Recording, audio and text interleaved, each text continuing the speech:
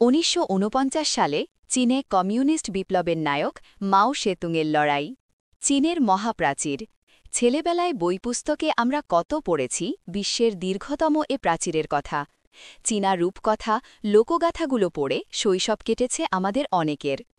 আধুনিক বিশ্বে সেই চীন আজ ভিন্ন পরিচয়ে পরিচিত। চীন এখন এক পরাশক্তির নাম, সামরিক, অর্থনৈতিক ও প্রযুক্তির বলে বলীয়ান। চীনের এ শক্তিশালী অবস্থানের পেছনে বড় ভূমিকা রয়েছে দেশটির ক্ষমতাসীন কমিউনিস্ট পার্টির। এই দলের কথা বললে প্রথমেই যার নাম আসে তিনি মাও সেতুং।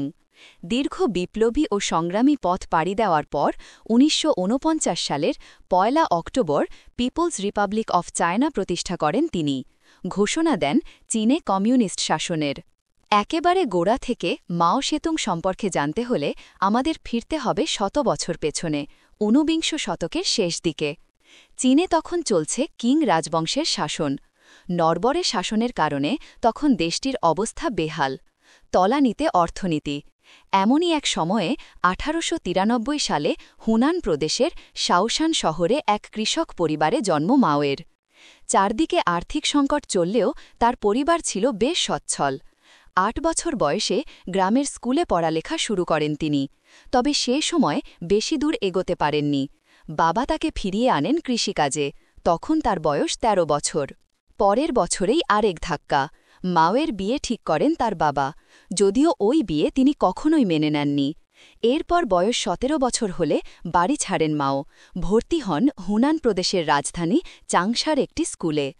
পরের বছর ১৯১১ সাল রাজার শাসনের বিরুদ্ধে শুরু হল সিনহাই বিপ্লব। সেই বিপ্লবে যোগ দিলেন মাও। নাম লেখালেন চীনের জাতীয়তাবাদী দল কুওমিন্টাংয়ে। দলটির তখন নেতৃত্বে ছিলেন সান ইয়াতসেন। ১৯১২ সালে বিপ্লবের মুখে রাজতন্ত্রের পতন হয়, প্রতিষ্ঠা হয় চীন প্রজাতন্ত্রের, সমাজতন্ত্রের পথে। ১৯১৮ সালে স্নাতক শেষ করেন মাও সেতুং। সে বছরই তার মায়ের মৃত্যু হয়। সিদ্ধান্ত নেন আর বাড়ি ফিরবেন না। সে ভাবনা থেকেই রাজধানী বেইজিংয়ে পাড়ি জামান। তবে কপালের ফেরে কোনো চাকরি জোগাড় করতে পারেননি। অনেক চেষ্টা তদবিরের পর অবশেষে বেইজিং বিশ্ববিদ্যালয়ের গ্রন্থাগারিক লি দাজাওয়ের সহকারী হিসাবে কাজ শুরু করেন। লি ছিলেন প্রাথমিক চীনা কমিউনিস্টদের একজন। তার বিপ্লবী চিন্তাভাবনা দ্বারা প্রভাবিত হন মাও। একসময় হাতে পান মার্ক্সবাদী চিন্তাধারার বইপত্র। পরিচিত হয়ে ওঠেন মার্ক্সবাদী হিসেবে। ১৯২১ সালে চীনা কমিউনিস্ট পার্টি গঠনে গুরুত্বপূর্ণ ভূমিকা পালন করেন মাও। ১৯৩৭ সালের জুলাই মাসে জাপানের রাজকীয় সেনাবাহিনী চীন আক্রমণ করে। বেইজিং সহ বেশ কিছু অঞ্চলের নিয়ন্ত্রণ হারিয়ে ফেলেন কাইশেক। পালিয়ে যান বেইজিং ছেড়ে। জাপানি বাহিনীকে ঠেকাতে না পেরে শেষ পর্যন্ত তিনি কমিউনিস্টদের সঙ্গে সন্ধি করেন। কমিউনিস্ট ও কুওমিন্টাং বাহিনী একসঙ্গে জাপানের বিরুদ্ধে যুদ্ধ করে।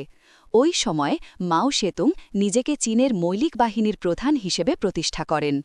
১৯৪৫ সালে দ্বিতীয় বিশ্বযুদ্ধে জাপানের পরাজয় হয়। এর মধ্য দিয়ে চীন জাপানের দখলকৃত অঞ্চল ফিরে পায়।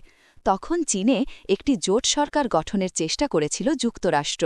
তবে একক নিয়ন্ত্রণ নেওয়ার পথে হাঁটেন মাও। শুরু হয় রক্তক্ষয়ী গৃহযুদ্ধ। মাও তার কৌশলী নেতৃত্বের মাধ্যমে কুওমিন্টাং বাহিনীকে পরাজিত করেন। ১৯৪৯ নাগাদ পুরো চীন দখল করেন কমিউনিস্টরা। দলবল নিয়ে তাইওয়ানে পালিয়ে যান চিয়াং কাইশেক। সে বছরের ১ অক্টোবর বেইজিংয়ের তিয়ান আনমেন চত্বরে পিপলস রিপাবলিক অফ চায়না প্রতিষ্ঠা করে কমিউনিস্ট শাসনের ঘোষণা দেন মাও সেতুং। পরবর্তী কয়েক বছরে চীনে বড় কিছু সংস্কার এনেছিলেন মাও সেতুং। ভূস্বামীদের জমি জব্দ করে জনগণের সম্পত্তিতে পরিণত করেন। সে সময় চীনের নারীদের মর্যাদা বেড়েছিল, বৃদ্ধি পেয়েছিল শিক্ষার হার, স্বাস্থ্যসেবা পাওয়াও মানুষের জন্য সহজতর হয়েছিল।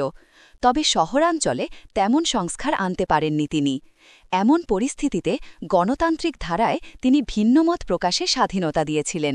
ভেবেছিলেন তেমন একটা সমালোচনার মুখে পড়বেন না। তবে সে ধারণা ভুল ছিল। ব্যাপক সমালোচনার মুখে পড়ে শেষ পর্যন্ত তিনি দমনের পথে হাঁটেন। ভিন্নমত প্রকাশ করা হাজার হাজার মানুষকে তখন বন্দী করা হয়। ভয়াবহ দুর্ভিক্ষ। ১৯৫৮ সালের জানুয়ারিতে গ্রেট লিপ ফরওয়ার্ড নামের উদ্যোগ হাতে নেন মাও সেতুং।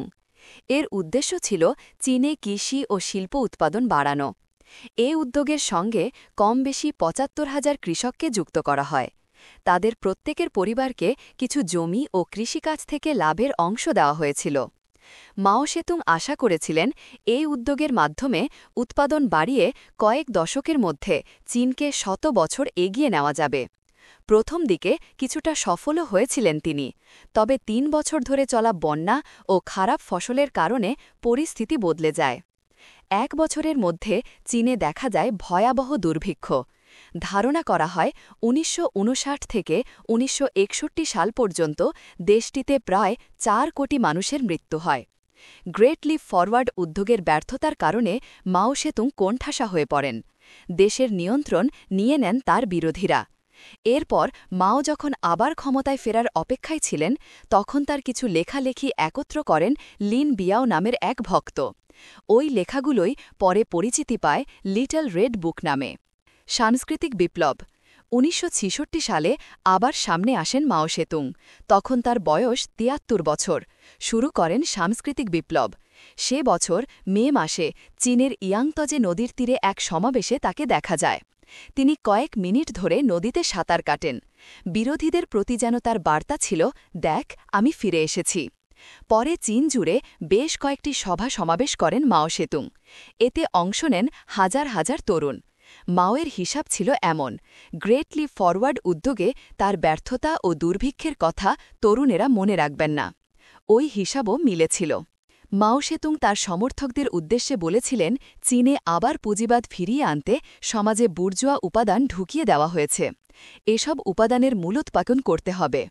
তার তরুণ সমর্থকেরা রেড গার্ডস নামের বাহিনী গঠন করেন। এই বাহিনীর নেতৃত্বে চলে সাংস্কৃতিক বিপ্লব। মাও আবার ক্ষমতায় ফেরেন। এরপর থেকে আমৃত্যু কমিউনিস্ট পার্টির নেতৃত্ব দিয়েছেন। ১৯৭৬ সালের ৯ সেপ্টেম্বর আজকের এই দিনে ৮২ বছর বয়সে মৃত্যু হয় তার। তার আদর্শ নিয়েই এগিয়ে চলছে চীন। মাও সেতুংকে বলা হয় আধুনিক চীনের রূপকার। তথ্যসূত্র বিবিসি, আল জাজিরা, যুক্তরাষ্ট্রের পররাষ্ট্র দপ্তরের ওয়েবসাইট। গ্রন্থনা অধ্যক্ষ মহসিন আলী আঙ্গুর, সম্পাদক ও প্রকাশক মুজিবনগর খবর.com, মেহেরপুর।